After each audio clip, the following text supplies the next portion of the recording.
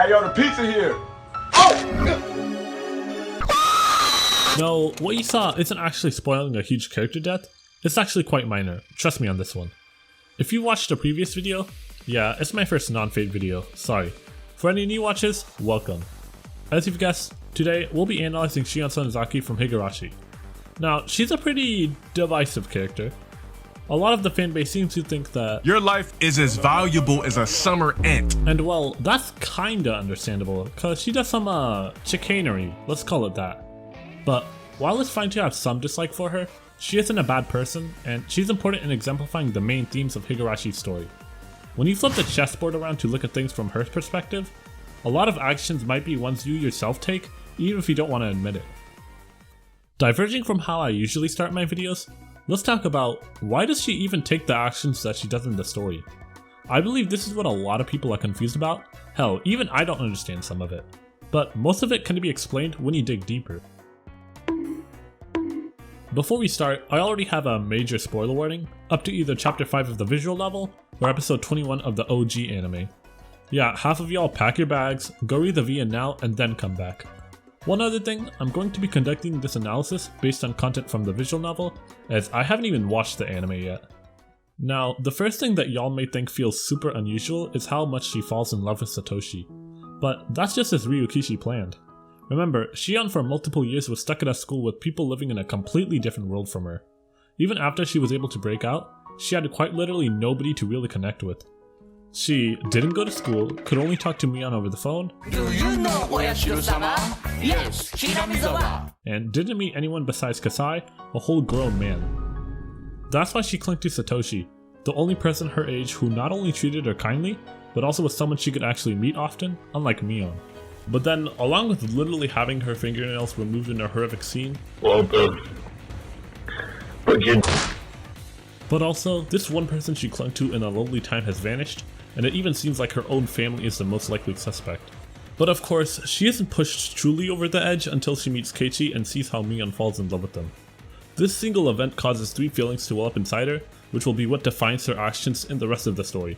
First, it not only makes her realize how much Mion and basically the entire village has forgotten about Satoshi, but makes herself realize that she's about to forget about Satoshi too, and may even want a piece of that Keiichi pie. But not only is there this guilt about how she's almost forgotten about the one she loves, but she starts to feel jealous. After all, she sees Mion get to be with someone she loves, meanwhile Shion is getting No! Jeez! because the one she loves is nowhere to be found.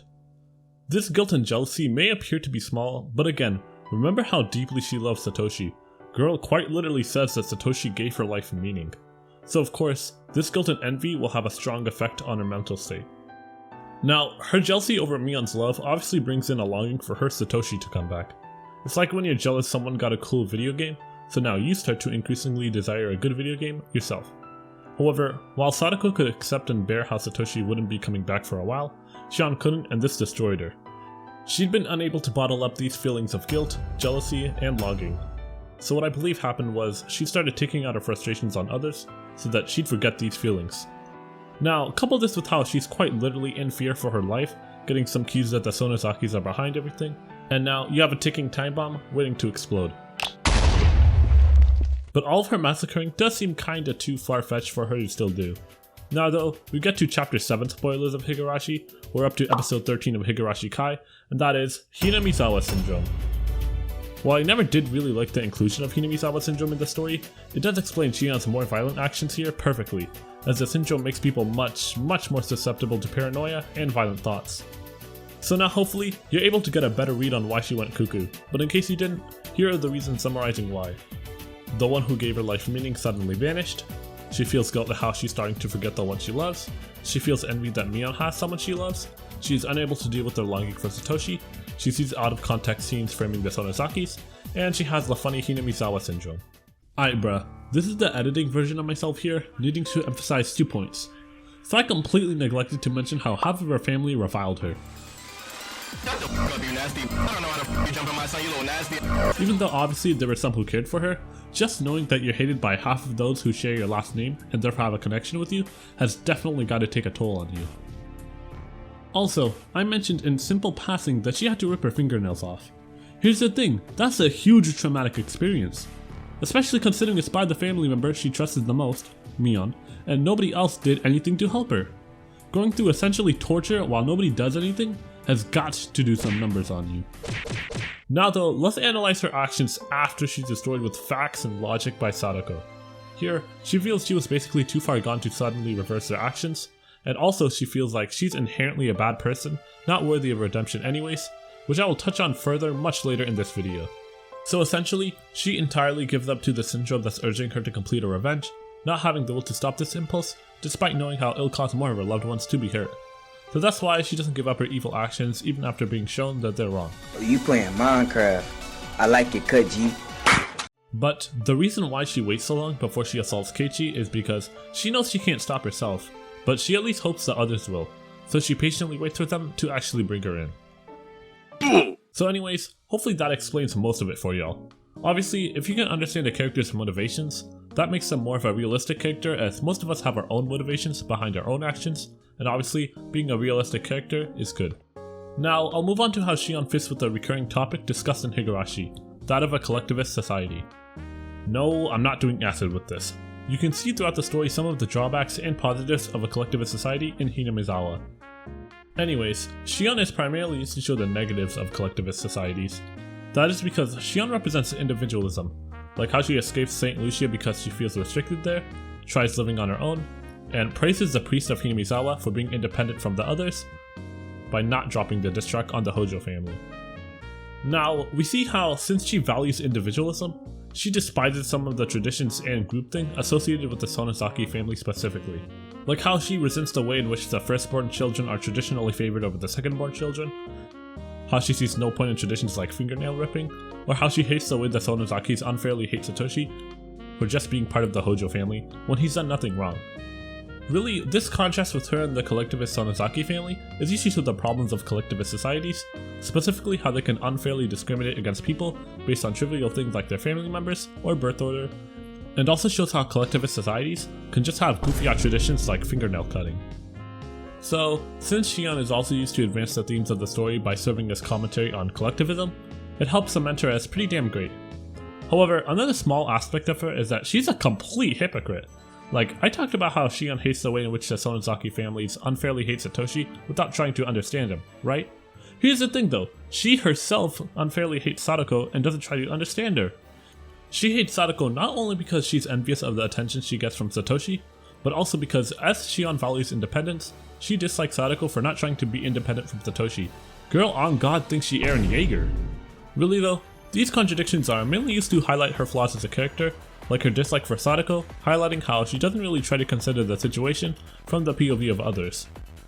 Highlighting these flaws helps to humanize Shion because we all have our own flaws we have to overcome, and despite me dissing her so hard here, she does overcome them. Anyway, so now we get to what I'm most excited to discuss, how she is crucial to furthering the main themes of the story. The first way she does this is by showing us what happens when we don't trust our friends and try talking with them about our problems, as themes of friendship and trust are clearly very crucial to the story. So when I discussed how certain things led Shion to becoming a mass murderer, there was one obvious reason I held back. She didn't try to talk about her problems with her friends. Even with Mion, she never spoke about the loneliness she had been feeling. Instead, she just tried to pretend as if everything was fine, and I think that even though she definitely harbored resentment towards Mion for the fingernail ripping, she just tried to hide it, which only made her situation worse because she felt more alone. Really, she'd ironically killed the one she could have relied on the most, aka Mion, because she was unwilling to talk with her about her problems. Ryukishi doesn't mean to imply that you'll become a sociopathic mass murderer if you don't talk about your problems with your friends, but he does use Shion to show that keeping all your feelings to yourself can have dangerous consequences. And obviously, Shion is used to advance that idea, showing how important she is to the story. But that's a small thing compared to this next theme. Shion is also used to show that not everyone is entirely evil, as we see her learn this lesson firsthand in the story. This line right here gives us a clear picture of exactly how she feels on this issue pre-development. Shion believes that people can't be morally grey, they're either good or bad, and that bad people can't redeem themselves. That's partially the reason why she doesn't feel like she can fight the Hinamizawa syndrome. Shion is one of those people who is inherently bad, and a murderer like her can never be redeemed. That's why she still attacks Keiichi. However, while Shion believes she can't be redeemed and is inherently bad, Kei-Chad doesn't believe this is the case. This might get confusing, so buckle up in your seatbelts as I might get nonsensical with my interpretations. Although Keiichi believes he's talking to Mion, Keiichi still trusts that the person about to murder him can change, that they can fight the evil inside themselves. Keiichi saw the potential for good in Shion even as he was about to die. 頑張れミオンこんな鬼畜生に負けるな本当に強いお前の力を見せてくれ My interpretation is that even though Shion didn't completely reverse her actions in this chapter, his words still greatly influenced her. She actually fights the syndrome for a bit, letting Keiichi go and even giving him a warning before the syndrome completely takes her over. Furthermore, at the very end of her life, instead of only thinking this is her deserved fate and resigning herself to it, she also wishes that if she was given a second chance, that she'll make sure to actually redeem herself. That's because Keiichi helped her realize that if Shion actually tried, she could have fought the evil inside her and been a good person. And of course we see, when she's given that chance, she acts on it, making sure to actually take care of Sadako. Really, a core message of Higurashi is to realize that not everyone is completely good or evil, and that atonement is definitely possible. Shion actually learns this idea for herself, realizing that even though she'd resigned herself to being evil, Keiichi was right. She should have tried to seek some form of atonement instead of resigning herself to the syndrome, as that potential for good wasn't out of reach for her. So I just showed how Shion exemplifies yet another theme of Higurashi, really showing that she's an extremely important character that Higurashi wouldn't have been nearly as effective in its storytelling without. But as she learns that nobody, including herself, is entirely evil, she then learns to let go of her unfair resentment towards some people, instead considering the situation fairly by calming herself and not jumping to conclusions. So how does Shion stop resenting some people? Well, of course, first, we see by the end that she stops resenting Sadako, partially because obviously that was Satoshi's promise, but I also believe it's because Shion has learned to actually understand Sadako wasn't just a burden to Satoshi, as she of course saw in the previous world how she jumped to conclusions on who Sadako was. She also stops resenting the Sonozakis, not only learning they aren't as evil as Shion previously thought, but being literally shown that the Sonozakis weren't responsible for any of the killings. In fact, she mirrors my homie Kurado Goichi's development in this regard. Both resented the Sonozakis and sought revenge against them, only to realize they were wrong in doing so because their enemies weren't as evil as they thought. Finally, Shion actually learns to let go of her resentment towards Mion too. She'd resented her for 3 reasons. First was that Mion actually had elite riz with Keiichi, the second was how Shion thought Mion could have helped Satoshi but didn't choose to, and then for the third reason, maybe instead of the second reason I gave where we see Shion blame Mion for not helping Satoshi, she could actually just be projecting, where she's actually blaming Mion for not helping her when she had to rip her fingernails off. But anyways, for the fourth reason why she had resentment for Mion, it's revealed that Shion was actually the firstborn child. However, because they swapped so frequently, Mion was one day declared the successor, so Shion would be the one sent away, and that's yet another cause for her resentment. However, by the end, I believe that she actually learns to overcome this resentment.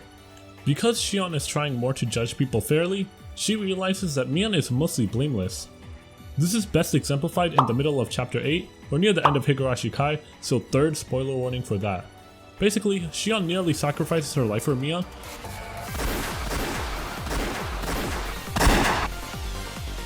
but also plays wingman and lets Keiichi know that Mion likes him. This really represents a change in her thinking, as previously she was actually jealous of Mion's relationship with Keiichi, but she's moved past that resentment and is actually supporting it. In summary, Shion basically learns that she needs to stop jumping to conclusions when trying to understand the situations of others, as her jumping to conclusions and acting without careful consideration actually kickstarts the whole tragedy of Miyakishi. Finally, Shion's development matters because it helps show the audience to avoid thinking people are morally either black or white, and that such thinking prevents us from considering the viewpoint of the other side. To end this off, I'll give a few straightforward reasons why you shouldn't really hate her. First, if you despise her, you're falling into the same trap Shion fell into with Sadako, hating someone without considering their circumstances. Second, you may also fall into the same trap Shion fell into with the Sonozakis, not considering the possibility that they aren't pure evil and have the capacity for redemption. Third, we actually do see that even though Shion has always thought of herself as a bad person, even her pre-development actions prove otherwise. She removes 3 of her fingernails to protect Kasai, Satoshi, and Uncle, Yoshiro. We also see that she doesn't leech off of others, like not relying on financial support from Kasai or Mion. Now at the end of this video, I'd like to reiterate, Shion is undeniably a character with many flaws, with some of her bad qualities outweighing her good qualities. However, that actually helps make her a great character, because despite her many flaws, you can't help but feel bad for her, and we even get to see her grow and change as a person in a way that perfectly fits with the themes of the story. Overall, I was actually unsure if she'd be let into the land of the goats, but you know what? Let her in! I'll say it now as I didn't say it before, Shion Sonozaki is a GOAT! Anyway, thanks for watching. This was my first non-Fate video, so hopefully y'all didn't hate it, and if you're disappointed by it, don't worry, at least my next video will be a Fate video. Anyways, that's it y'all, cheers and have a good day.